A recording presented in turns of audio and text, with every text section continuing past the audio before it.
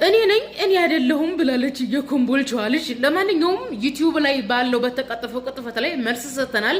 ስለሷ ግን ደብተራዎች ደግመውባት እንዳይሆን እንደ ስልጤ ቅበት ተማሪዎች 400 ተማሪዎች ላይ ድግምት ደግሞ ኦርቶዶክስ እንዲሆኑ እንዳደረጉት ድግምት አድርገውባት እንደዛ እንድትዋሽ አድርጓት ሊሆን ይችላል። እንደምታውቁት ዲያቆናት ካህናት በሚስቶቻቸው ድንግልና ላይ ድግምት ያደርጋሉ። የሚስቶቻቸው የጮኞቻቸው ድንግልና በሌላውስ እንዳይወሰር ማለት ነው። ምናልባትም በድግምት ይሆናል እንግዲህ አንድ ሰዓት ከምናምን ቁጭ ብላ ስትዋሽ የነበረው እንጂ ኤአይ ነው። ቅንብር አይደለም፣ ኤአይ አይደለም። ኤአይ አንድ ሰዓት ተኩል ቁጭ ብሎ ኢንተርቪው አይሰራም። እንግዲህ ራሴን ስትነበር ምናምን የሚል ድራማ ጨምራበታለች ወይ እንግዲህ ስምምነቱ ላይ አልተስማሙ ሞታ ክዳለች ወይ እንደ ቅበቱ ተማሪ እንደ ስልጤዎቹ ተማሪ ደብተራ ደግሞባት ነው ስትቀባጥር የነበረችው። ወላሁ አለም። ነገር ግን እኔ አይደለሁም ብላችኋለች። ይቺ ውሸታም ኦርቶዶክስ የምትለውን ሰምተን በመረጃ ውሸቷን እናጋልጣለን። ወንድ ልጅ 4 ሚስት ማግባት እንግዲህ ይችላል፣ 4ቱም ጋር ይሄዳል። ይሄ ደግሞ ዝሙት ነው። ወንድሜን አግብቼ በመጣ እንኳን እምነቱ ምንም አይለኝም። በድንጋይና በሰው ነው ማቀጣጥለው ነው የሚለው። ሰው ገና ሲኦል አልተሰራም። ይችን ውሸታም ኦርቶዶክስ ሴትዮ እንደሰማችኋት ነው። አፋርም ነኝ እያለች ነው መሰለኝ። እንደዚህ አፉ ላይ አማርኛ የከበደበት አፋር አላቅም፣ የወሎ ደገኛ ትሆን አላቅም። ብቻ የሚያውቃት ሰው ካለ ኮሜንት ላይ ያስቀምጥልን። ብዙ ነገሮች ዋሽታለች። ይህ ውሸት ኦርቶዶክስን አያድንም። እኛ ስለው ደግማ እናወራለን። እሷ ደግሞ ሰዎች ሊያደርጉትም ላያደርጉትም የሚችል ተራ ወሬ እያወራች ነው። ለምሳሌ ስለ ጋብቻ አንስታለች። እግዚአብሔር ሚስቶች ካነሳችሁ እያለ እነ ዳዊትን ሚስቶች ይድር ነበር። ስለዚህ ሚስቶችን ማግባት ዝሙት ነው ካልሽ ዝሙትን እንዲስፋፋ ያደረገው ማን ነው? እግዚአብሔር ነው። ይሄንን በመረጃ እናሳያለን።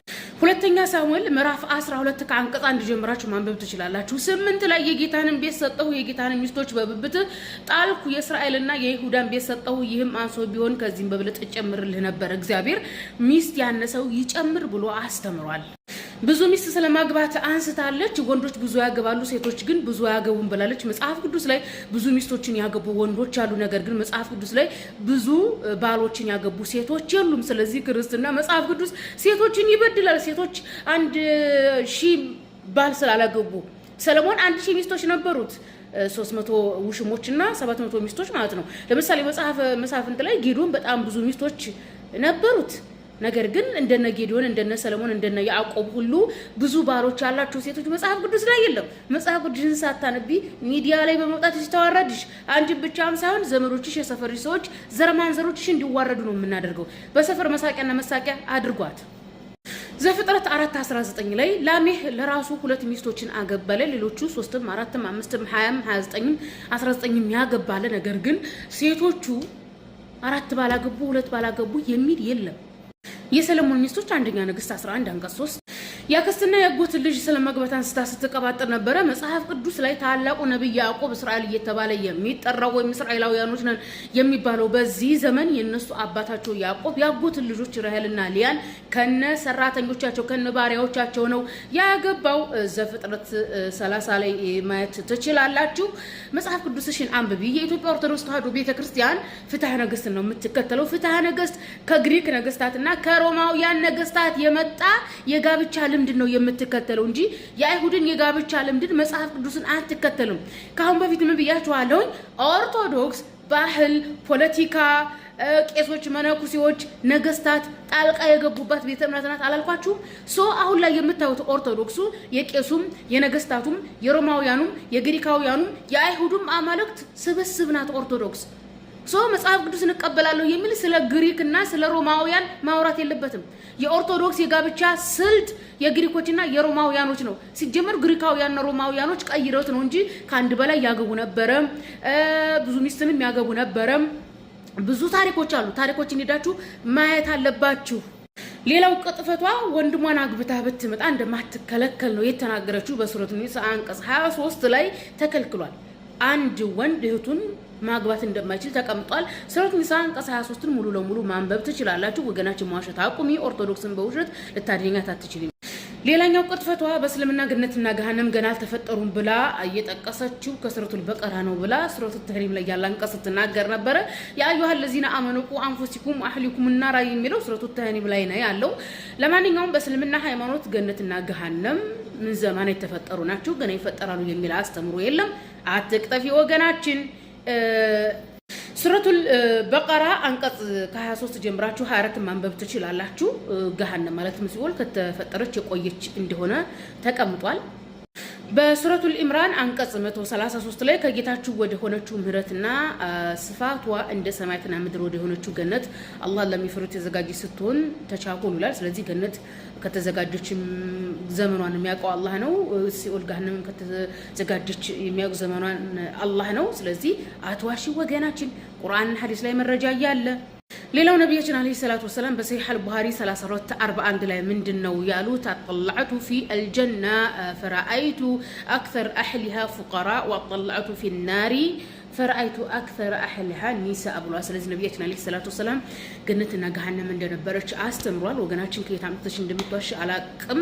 ውሸትን ኦርቶዶክስ አያድናትም። እኛ እያልን ያለነው ኦርቶዶክስ በቄስና በመነኩሴ የተመሰረተች ናት እንጂ ዶግማዋ ወንጌል ላይ የለም። ኢየሱስ ፈጣሪ ነው፣ ማርያም ፈጣሪ ናት የሚለውን አስተምሮ የፈለሰፉት ቄሶች ከጭንቅላታቸው ከኪሳቸው ነው። ወንጌል ላይ የለም። በወንጌል አትታወቁም። ኦርቶዶክስን ላንቺ የመንደር ወሬ ይዘሽልን ትመጫለሽ። በኮምቦልቻዋ ልጅ ውሸት ዙሪያ ይህ የመጨረሻ ቪዲዮ ነው። አህባሽ ናት። አህባሾች ኦርቶዶክሶችን እየፈለጉ እየሄዱ ይዋሻሉ። ኦርቶዶክሶችም አህባሾችን እየፈለጉ እርስ በርስ ይዋሻሻሉ። ግም ለግም አብርሃዝ ግም ነው። ምንም አታመጡም። በእናንተ ውሸት የሚደነግጥ የለም። ለማንኛውም ምን ብላን የዋሸችው ከብዙ ውሸቶቿ መካከል ቁርአን በአማርኛ የለም ብላ ተቀዳለች። ቁርአን በአማርኛ አለ። በአፄ ኃይለ ሥላሴ ዘመን የኢትዮጵያ ነገስታቶች፣ የክርስቲያን ነገስታት፣ የኦርቶዶክስ ነገስታት ሙስሊሙን ይጨቁናሉ የሚል ብዙ ስሞታ ከደረሰባቸው በኋላ በአፍሪካ ህብረት ጥያቄ መሰረት ሙስሊሞች ቁርአንን ወደ አማርኛ እንዲተረጉሙ በእነ ሼህ መሐመድ ሳኒ አማካኝነት ከዛ ጊዜ ጀምሮ የተተረጎመ ነው። ይሄው ቁርአን አለ። በዙ አጋጣሚ መልእክት ማስተላለፈው ምንድነው? ካሁን በኋላ ቁርአን ቤት ይሄንን የአማርኛ ትርጉሙን ይዘው ቁርአን ቢቀሩ ጥሩ ነው። በአረብኛ የሚቀሩትን በአማርኛ እንደውት ማለት ነው።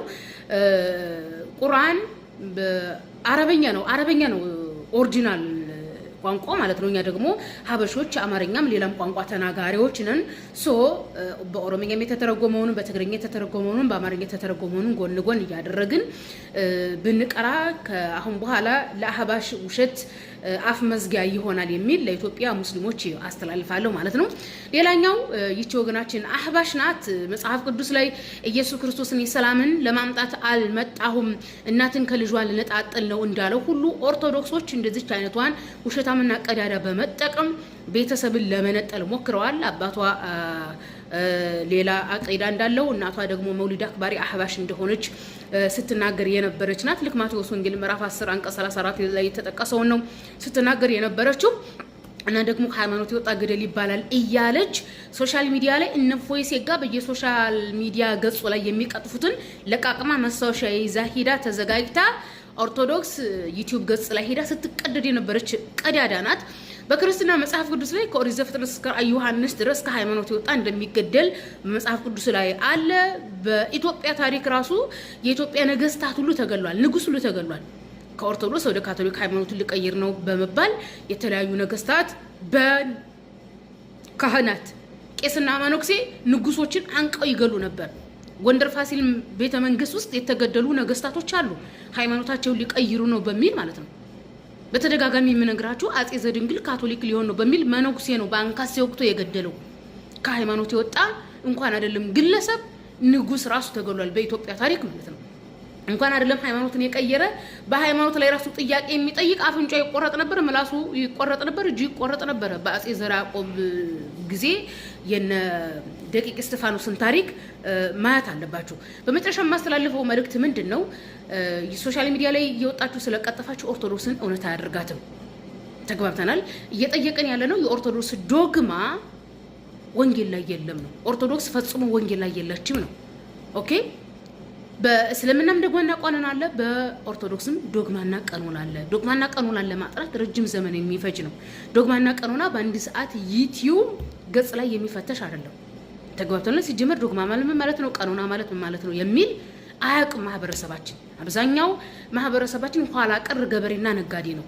ለዚህ ነው በዚህ ሰዓት የፕሮቴስታንት መጫወቻና መቀለጃ የሆን ነው ማለት ነው። ስለ በቃ ኦርቶዶክስ ይዋሻል፣ ጴንጤ ይዋሻል ብለን እኛ ተዘጋጅቶ አይዞርም ህዝባችን።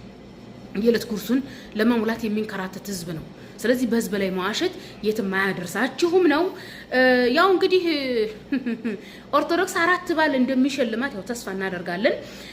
እንግዲህ 4 ባል የለም ለሴቶች ብላለች። እንግዲህ ኦርቶዶክስ 4 ባል ድራሽ ሰርግሽን በቅርቡ እንደምታሳውቅን 4 ዲያቆን አግብተሽ እንደምትጠሪን ሰርግ ተስፋ እናደርጋለን። በመጨረሻም መናገር የምፈልገው ነገር ምንድነው? ሃይማኖት ሰዎች ይቀይራሉ። ሃይማኖት ብሎ ማለት ለሰዎች የተለያየ ትርጉም ነው። ትዳር ነው ሃይማኖት ብሎ ማለት ለአንዳንድ ሰዎች ትዳር ነው። ለአንዳንድ ሰዎች ሃይማኖት ብሎ ማለት ለነሱ ባል ነው። ሃይማኖት ብሎ ማለት ሚስት ነው። ሃይማኖት ብሎ ማለት ዳቦ ነው። ሃይማኖት ብሎ ማለት ዘይትና ስንዴ ነው። ስለዚህ ሃይማኖት ብሎ ማለት የግዴታ እኔን የፈጠረኝ ማን ነው? ዶግማና ቀሮናን አይቼ ዶግማን አይቼ መጽሐፍን አገላብጬ ታሪክ መሰረት አድርጌ ልከተል የሚሉት በጣም ጥቂቶች የውስጥ ሰላም ያላቸው ትምህርት ነክ የሆነ ጭንቅላት ያላቸው ናቸው እንጂ የማንም ገርዳም ስግብግብ ያው ገርዳም የቤንጤ ቋንቋ ነው በነገራችን ላይ የማንም ስግብግብ የሆነ አላማን የፈለገ እየተነሳ ስለተናገረ ሃይማኖት ተናገረ ብሎ ማለት አይደለም። እሷ ወታ የዋሸችው በሙሉ ኦርቶዶክስ ታሪክ ላይና ኦርቶዶክስ መጽሐፍ ቅዱስ ላይ አለ። ተግባብተናል። እናም በመጨረሻው ደግሞ አንድ የረሳሁት የምጨምርላችሁ ኒቃብ ሆን ብላ አንድ ስግብ የኦርቶዶክስ ዩቲዩብ ጋር መጣ በእስልምና ላይ ለማዋሸት ኒቃብ አንጠልጥላ ነው የመጣችው። ኒቃብ ፊት ላይ የሚደረገው ቡርቃው ማለት ነው። በህይወት ዘመኗ ኒቃብ ለብሳ አታውቅም። በሱሪ የምትሄድ ሴት ናት። ዛሬ ላይቭ ላይ በነበርኩበት ሰዓት የሰፈሯ ልጆች እኔ ጋር መጥተው ሲጀመር ከጉልበት በላይ ነው የምትለብሰው ሱሪ ነው የምትለብሰው አሉ። በህይወት ዘመኗ ኒቃብ ለብሳ ማታቅ ለውሸት በላ ግን ኒቃብ ይዛ ሄዳ እንትን ያለችው። አህባሾች በዚህ ደረጃ ስግብግቦች ናቸው። አያችሁ፣ በዚህ ደረጃ ውሸታሞች ናቸው። ያኒ المنافق اشد من الكفر ታውቃላችሁ። ምን الكفار አያችሁ፣ ሙናፊቆች የደረሱበትን ደረጃ በጣም የሚገርመው። ኮምቦልቻ አካባቢ አይ ቲንክ አህባሽ ይበዛል መሰለኝና እንግዲህ ከሙናፊቅ አላህ ይጠብቃችሁ።